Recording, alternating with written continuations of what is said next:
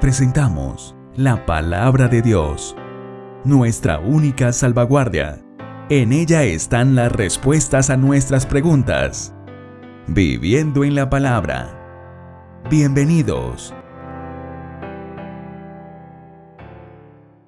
Mis hermanos, saludos para todos ustedes. Donde usted esté, de donde usted nos escuche, queremos enviarle una bendición del cielo. Que la paz de Cristo reine en su hogar, en su corazón, en su vida. Ese es nuestro mayor deseo. Y ese es el deseo del Señor, que siempre estemos tomados de su santa mano. Vamos aquí a responder una pregunta referente a la fórmula bautismal. Es muy común escuchar esto sobre si es correcto el bautismo en el nombre del Padre, del Hijo y del Espíritu Santo, o si es como está en el libro de los Hechos de los Apóstoles, que se hace énfasis allí en algunos textos de que el bautismo debe ser en el nombre de Jesús. Hay algunos grupos, en Colombia tenemos algunos grupos que sostienen que el bautismo es en el nombre de Jesús. El más grande que hay en Colombia es la Iglesia Pentecostal Unida, una iglesia que tiene más o menos unos 85 años de estar funcionando. Para el año 1937 comienza este grupo. Posiblemente en Colombia es el más grande y se ha ido extendiendo por muchos lugares. Y esta es una creencia de mucha gente en el mundo, que el bautismo debe ser en el nombre de Jesús. ¿Cuál es el problema? ¿Cuál es la diferencia? Si nosotros recordamos bien lo de Mateo 28, 19 al 20, donde el Señor Jesús da la orden, da la fórmula, y de hacer discípulos bautizándolos en nombre del Padre, del Hijo y del Espíritu Santo, en el nombre, tenemos que recordar que eso no son nombres, son títulos. Padre es un título, Hijo es un título, y Espíritu Santo también es un título. Ese no es el nombre de ninguno de los tres. Pero ese es el mandato del Señor y esa es la fórmula como debería hacerse. Si ustedes me preguntan, bueno, y el Señor Jesús cuando se bautizó, cómo fue su bautismo, y usted va a encontrar que en el bautismo de Cristo, de Mateo capítulo 3, te encuentra que allí están la manifestación de los tres. Jesús que está siendo bautizado, el Padre que desde el cielo da su voz de aprobación y el Espíritu Santo que desciende en forma corporal como paloma. Ahora, nos vamos a Hechos de los Apóstoles y encontramos entonces allí algunos textos que estos hermanos han tomado como la prueba de que el bautismo debe ser en el nombre de Jesús. El más conocido, Hechos 2:38. Yo voy a leerlo desde el versículo 37 que dice: al oír esto, recordemos un poquito qué está pasando aquí. Este es el sermón del apóstol Pedro a una gran multitud. Y aquí comienzo a dar la explicación de por qué estos textos hacen ese énfasis en el nombre de Jesús. Esa gran multitud que hay allí, la mayoría judíos, pero también habían visitantes de muchos otros lugares, tenía conocimiento de que había Dios en el cielo, de que había un Dios, un creador. También tenían conocimiento porque habían leído en el Génesis la presencia del Espíritu Santo. Habían leído en los libros de los profetas que el Espíritu Santo algunas veces había venido en ocasiones sobre algunos que estaban cumpliendo con alguna labor importante para el pueblo de Israel. O sea, ellos sabían eso. Tenemos que comenzar a mirar aquí que a quien ellos no aceptaban era a Cristo. Es más, los judíos de hoy, su gran mayoría no acepta que Cristo es el Mesías. Entonces, ¿cuál era el problema? El problema es que usted va a leer toda esta parte de Hechos 2 y parte del 3 y va a encontrar que el apóstol Pedro, el énfasis lo está haciendo en Cristo, que fue al que ellos crucificaron. Muchos de los que estaban ahí vieron en la crucifixión, es más, pidieron que se crucificara. Ahora están frente como a una especie de juicio que dice el texto aquí, dice, se compungieron de corazón y dijeron a Pedro y a los otros apóstoles, varones hermanos, ¿qué haremos?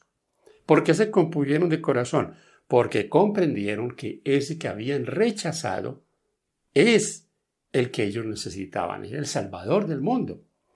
Ahora Pedro les responde en el versículo 38, dice, Pedro les dijo, arrepentíos y bautícese cada uno de vosotros en el nombre de Jesucristo para perdón de los pecados y recibiréis el don del Espíritu Santo.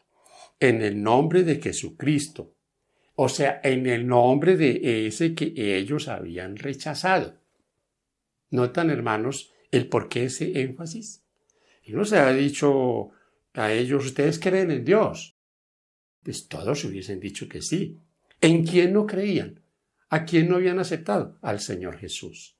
Entonces, fíjense cómo el asunto se va clarificando en el énfasis que hace en Hechos sobre el nombre de Jesús. A ver, hagamos ahora referencia por lo menos a dos asuntos así con los apóstoles y dos casos ahí mismo en el libro de los Hechos. ¿Qué pasó con Esteban? Esteban en el capítulo 7 fue apedreado.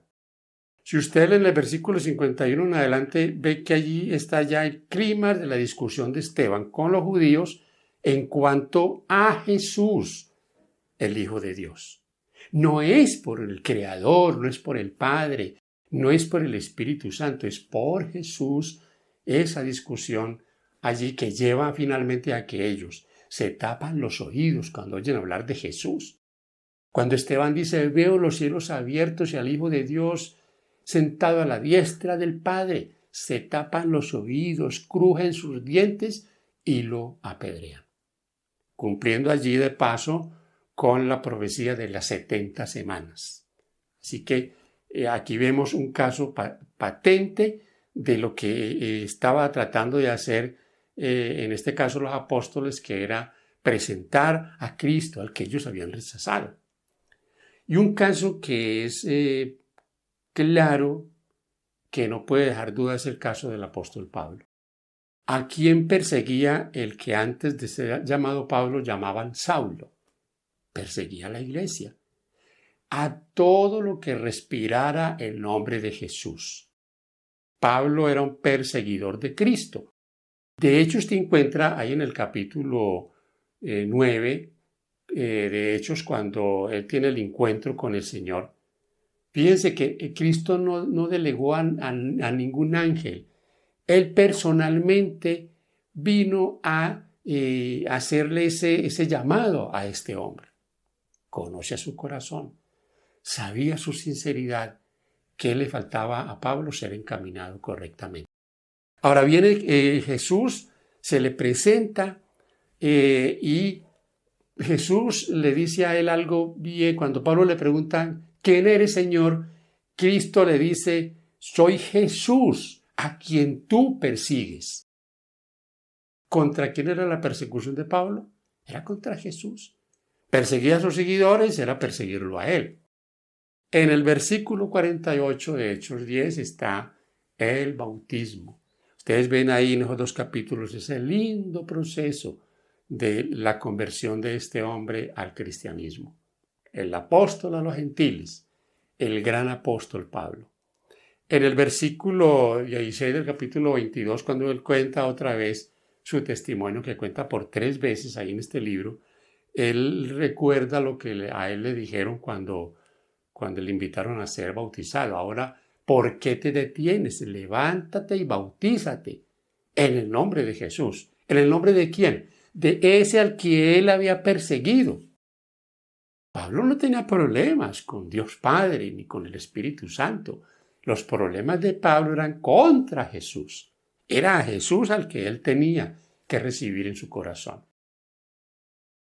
Mis hermanos y amigos queridos, la Biblia es muy clara y los escritos de Pablo son muy claros en cuanto a que Pablo no tiene problemas con el asunto de la deidad, de la Trinidad. Pablo, usted va a ver en todas sus cartas, en sus saludos, en sus despedidas, siempre va a ver usted esa armonía entre Padre, entre Hijo y Espíritu Santo. Usted lea algunos textos, por ejemplo, Romanos 8, 14 al 17, ahí está claramente haciendo Pablo mención del Padre, del Hijo y del Espíritu Santo como tres personas distintas.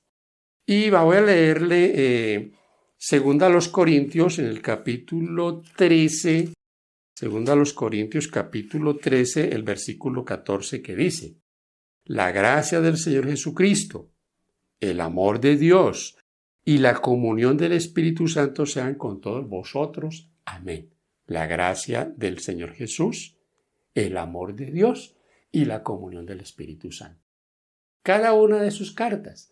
Puedo leer aquí por lo menos Gálatas 1:1. Dice: Pablo, apóstol, no de hombres, ni por hombre, sino por Jesucristo y por Dios Padre que lo resucitó de los muertos.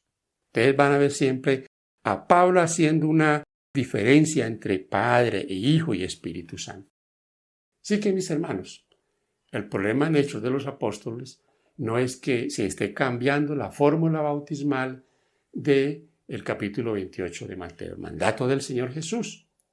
Lo que está tratando aquí de hacerse es una inclusión de alguien a quien ellos no aceptaban, que lo habían crucificado y que ahora deben incluirlo entre su creencia, entre la seguridad de que Él es el Salvador y que Él vino para dar su vida por cada uno de nosotros, que Él es el Mesías que fue enviado por el Padre. Así que esto debe ser algo que lo tenemos que estudiar con detenimiento y veo en esta postura, veo algo que espero que ustedes también lo compartan conmigo, háganos sus comentarios, pero veo que ese es claramente lo que nos quiere decir allí la palabra de Dios. Miren, hermanos, en el caso de los unicitarios, en este caso de los hermanos pentecostales, es muy común que usted escuche decir que ellos no aceptan la Trinidad porque esta es una enseñanza católica romana.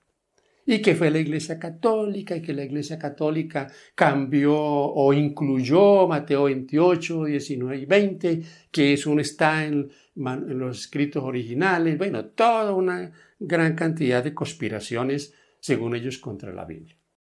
Y yo les llevo a reflexionar a ustedes. Si la Iglesia Católica hubiese tenido la potestad de cambiar o de poner o de qué sé yo, ¿qué cosas ellos no hubieran cambiado? ¿Qué no hubieran agregado? Textos contra que la Virgen María está en el cielo, es una intercesora. No hay un solo texto que diga que María es intercesora para absolutamente nada. Pero ellos enseñan eso. Si ellos hubieran podido incluir, como supuestamente incluyeron Mateo 28, 19 al 20, hubieran incluido muchas otras cosas para probar esos dogmas que ellos enseñan, que no son uno ni dos, son muchos. Y aquí les llevo a la reflexionar con lo siguiente. Los hermanos pentecostales dicen que fue la Iglesia Católica la que hizo eso. Y a veces uno se pregunta por qué no son más equilibrados, hermanos queridos. Y si algún hermano me está escuchando que crea que en esto de la unicidad de Dios, yo le invito a que reflexione. ¿Por qué no somos equilibrados y honestos y aceptamos también que fue la Iglesia Católica la que cambió el día de reposo de sábado para domingo? Que el día domingo es hijo del catolicismo. Entonces, si ustedes me van a decir a mí que no aceptan la Trinidad porque eso es católico, pues me gustaría oírlos decir que no aceptan el domingo, que es el día en que ustedes se congregan, mis hermanos queridos, entonces van a aceptar que el sábado es el día del Señor y no el domingo. Fue el catolicismo el que hizo ese cambio, cumpliendo lo que dice Daniel 7:25. Entonces fíjense que nosotros debemos ser equilibrados, debemos no cargarnos para un lado y no aceptar las cosas como son. Si aceptamos una, aceptemos también la otra. Sería lo más equilibrado, lo más honesto en la predicación del Evangelio. Si los católicos fueron los que inventaron la Trinidad, pues los católicos también inventaron el domingo como día de reposo, día de adorar. Ahí tenemos para que tomemos las decisiones que debemos tomar. Esperamos que sea de ayuda esta reflexión. que nos dé claridad en estos detalles y recuerden a ustedes, entonces el problema no era un cambio que se hacía. El problema, al contrario, era la inclusión de uno de los tres que no se aceptaba, que había sido sacado del plan de salvación, Cristo Jesús. Y ahí está en Hechos de los Apóstoles la lucha por los apóstoles de que se incluya a Cristo, que es el que se había rechazado. Que Dios te bendiga, mi deseo.